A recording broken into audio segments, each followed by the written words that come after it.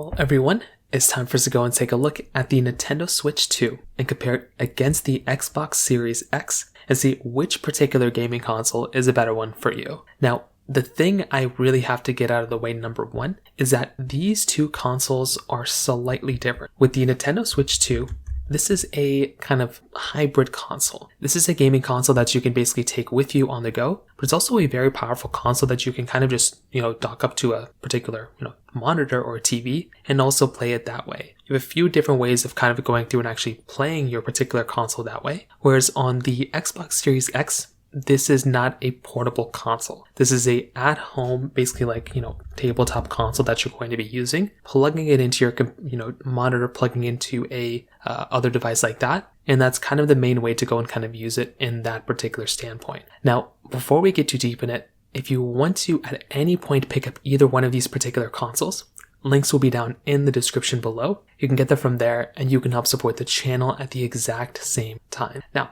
the thing to keep in mind with the Xbox Series X was that this was a console that came out many years ago. So this thing came out back in 2020, so it's been almost like 5 years since this consoles came out, which is actually pretty insane. So when you take a look at this particular console from that standpoint, this type of console does actually do a pretty good job for holding up pretty decently, right? Because, it's been out for several years now. When I take a look at something like the Xbox Series X, this is what you would basically classify as a quintessential dedicated monitor console. This thing's pretty big, pretty bulky, but it's also very powerful. And that is the thing you're going to be getting within the Xbox Series X.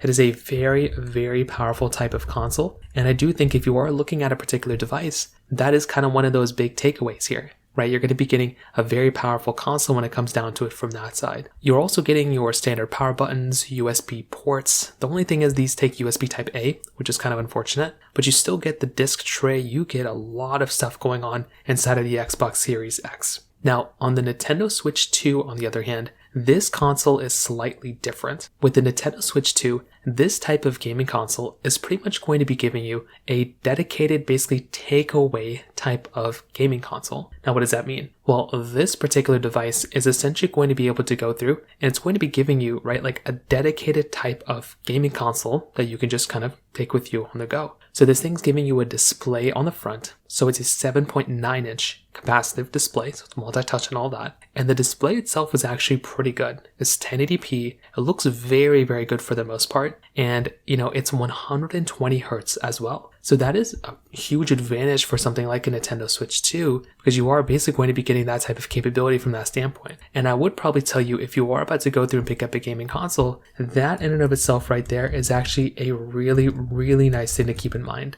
So in my personal opinion, if I'm looking through a console, having that display and having it portable is a really cool thing. Another very cool thing about this particular device as well is that you basically get the capability of kind of going through and having these controllers or Joy-Cons that are easily able to be removed. You can basically go through and remove your particular console, the controllers from your console right then and there. And I think that's a really cool thing to basically have. Having the capability of kind of going through and removing your console controllers like that is something that is super sick. And you're going to be getting that type of capability here too. And that makes it much easier if you're going to go through. And imagine if you're essentially going to go through and play games on the go or anything like that. You're going to have that type of capability here, which again is a really cool thing where the Xbox Series X doesn't really have that type of capability natively like that. On the other hand though, the Xbox does have a really cool advantage, which is Xbox Remote Play. Now, what is that? When you actually take a look at the Xbox Series X or the S, or even like an Xbox One S or One X, they have a feature inside called Remote Play. This allows you to basically connect your phone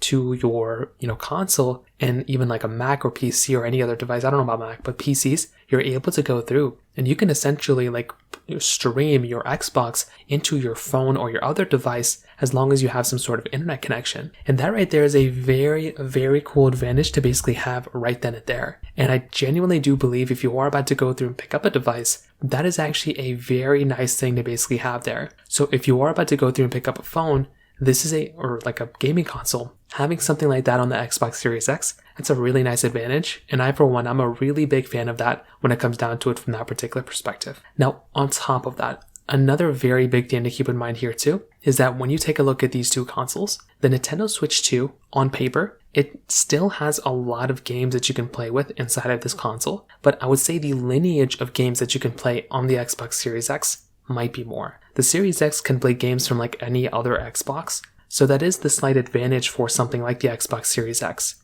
because you do have that type of capability inside of that type of gaming console, and I would tell you from that particular side, that is a pretty big advantage there. Like if you're not really into one particular, area of, gaming consoles more than the other, you could take a look at something like an Xbox Series X and probably have more games to play, technically speaking, than something like a Nintendo Switch 2. But if you are very involved with Nintendo games, you might be able to look at something like a Nintendo Switch 2, and you might be able to think to yourself that that might be a better console here and there, because it does kind of give you a little bit more capability when it comes down to that side. But again, it isn't necessarily like the biggest deal in the world, but that again could be one of those small minor things you might be experiencing in that particular device when it comes down to that particular side. Now, another thing to keep in mind here is the power behind these particular consoles. With something like the Xbox Series X, this console right out the box is giving you a 1TB SSD. It's able to output right into 4K, and you do have the capability of playing, those disk drive, DVDs if you want to do Blu-ray or whatever. You have that type of capability right there. It's also giving you up to basically 16 gigabytes of RAM, and it's a very powerful console when it comes down to it from that side. With the Nintendo Switch 2, this console has a custom processor that's made by NVIDIA. Its exact specifics, hasn't really been released. It's giving you 12 gigabytes of RAM, which is a massive improvement. It's also giving you 2 USB Type-C ports inside, which is really cool. And it's also giving you 256 gigabytes of SSD storage built right in. So I do feel like from that side, that's kind of another cool thing to kind of keep in mind here as well. And if you are about to go through and pick up a console, I would say the Xbox Series X is still like, the faster, more powerful console when it comes down to it. But I definitely do look at a gaming console like the Xbox Series X, and I genuinely do feel like that is a very, very good type of gaming console when it comes down to it. And that's probably going to be the more powerful one from what I can see. But I still look at something like the Nintendo Switch 2, and for its size and for its capability, I feel like that's also still like a very, very fast and a very powerful type of gaming console when it comes down to it from that side. So, in my personal opinion, if I could take a look at this type of console, right, what I would definitely tell you is that I am a massive fan of both these consoles, right? I think they're both very good. And if you are about to go through and pick up a gaming console, I generally don't think you can go wrong with either one of these, right? They're both very good gaming consoles. They give you a lot of capability, but I would probably say that the Nintendo Switch 2 is probably the one gaming console that I would look at as probably being the one that's better for me. I feel like I love having the capability of taking my games on the go, but also playing them right on the console. And I feel like this is one of those types of consoles that I'd look at as probably being the overall better one, but I would still look at like something like the Xbox Series X as being a really good option as well. And that's just kind of how I feel about both these particular consoles when it kind of comes down to it. So from that side, that kind of covers it up there. If you have any other thoughts or questions, please let me know in the comment section below. Hit the like button, that'll mean so much, but definitely hit that subscribe button. More importantly than everything else, I love every single one of you guys. Hopefully I'll catch you guys in the next video. Peace out, till then.